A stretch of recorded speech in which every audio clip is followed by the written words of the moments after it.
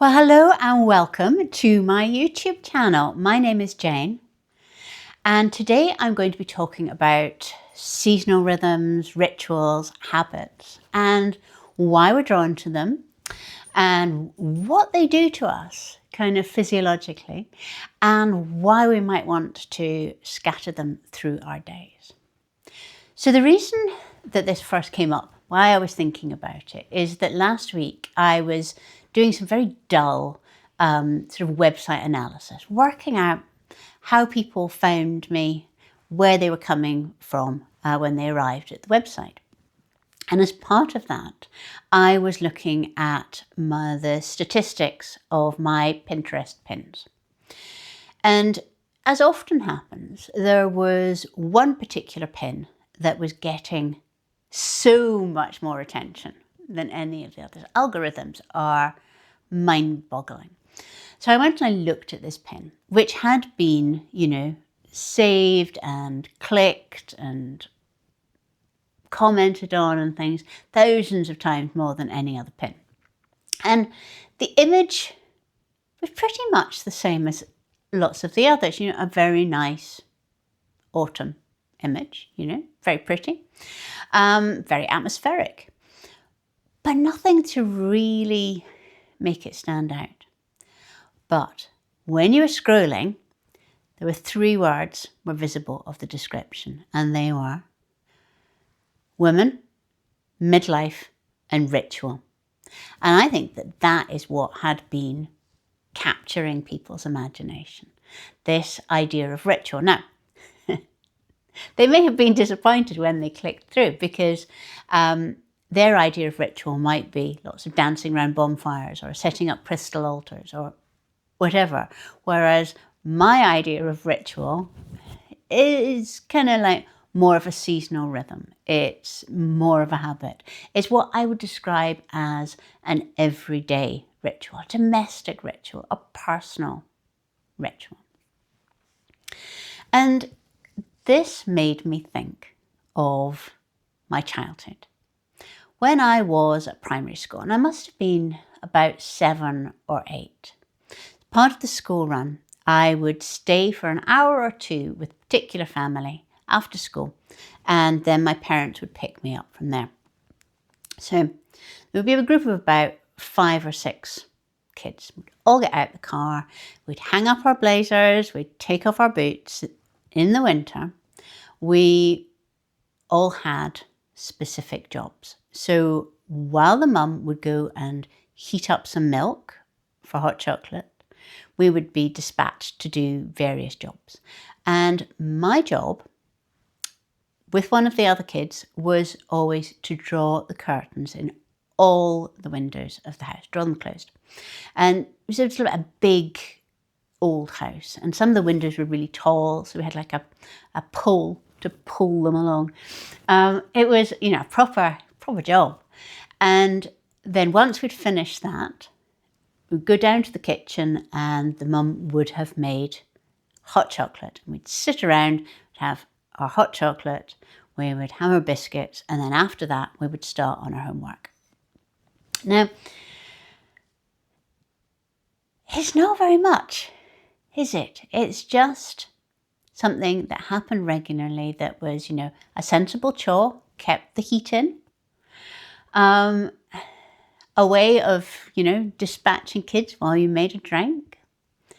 But I think it was actually much more than that. And the fact that I still remember it almost 50 years later makes me realize how much that woman knew about everyday rituals, because she was dividing, home from school, nighttime from daytime, inside from outside, and she was providing this sense of safety. School's often a place of anxiety. It's very busy, it's very unpredictable. And what Elizabeth Chalmers Watson did was she created this antidote to that, this lovely ritual. And I think that's at the heart of why today we are maybe craving rituals, why so many people were clicking on that Pinterest pin. Because today, more than ever, I think, or certainly it seems that way, life is unpredictable. It is horrible. There are so many things that we know about that we're pretty powerless to change in the instant. It's really difficult to predict what is going to happen day to day, minute to minute often. You know, climate change, natural disasters, wars, politicians, finances. It's a horribly unpredictable world out there. And our brains, our bodies, our minds just love things are predictable. Our brains are prediction machines. You know, they look at things and they find patterns and they use those patterns to predict. So when life is unpredictable, our brains get tired, they get stressed, they're worrying around trying to predict because that is the default, that is what they like. And this is why we get stressed and anxious and exhausted and burnt out. So rituals, rhythms, seasonal, circular, predictable things are the antidote to that. They are things that the brain can predict. They are things that we are in control of. They are patterns that are easy for the brain to recognize and for the brain to go, I know what happens next. I can just relax. My body can relax. I don't need to have that fight or flight the whole time. I can just rest because I know what is happening next. Now, I'm not going to suggest a whole load of rituals to you because I don't think that other people's rituals would work. But I'll point out some things that I do in my life that I think come under this category. So if you've watched any of these videos, you know that I spend the first hour of my day waking up. I have to wake up very slowly, but what I do is I have a cup of tea, I watch the birds, I do a little bit of knitting. Every single morning. It's always exactly the same. And my brain knows that for that next half hour, an hour, that is what we're doing. It's not going to be novel. It's not going to be unpredictable. You can just settle in. Very similar way. I always, in the winter, after the clocks change, I begin to close the curtains and draw the blinds down in the house. As soon as it begins to get dark.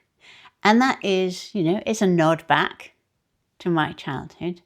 It's a feeling of drawing in. It's a feeling of separation, in and out. And it's a creating of a safe space.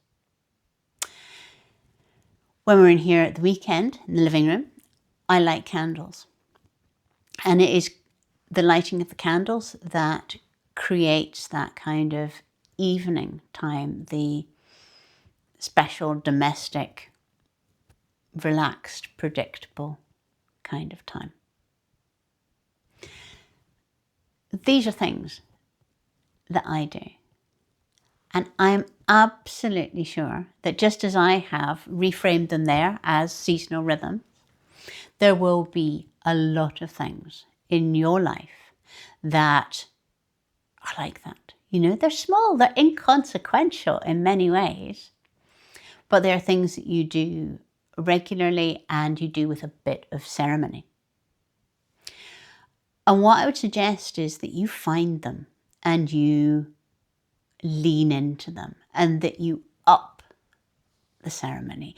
Do you indicate to your mind that they are important and that they are predictable and that you are in control, so that as an antidote to the unpredictability of other things, the brain here can go, oh, I know what is happening next. I can relax. I don't need to be on high alert. I can just let all the nervous system just calm down. And it is respite.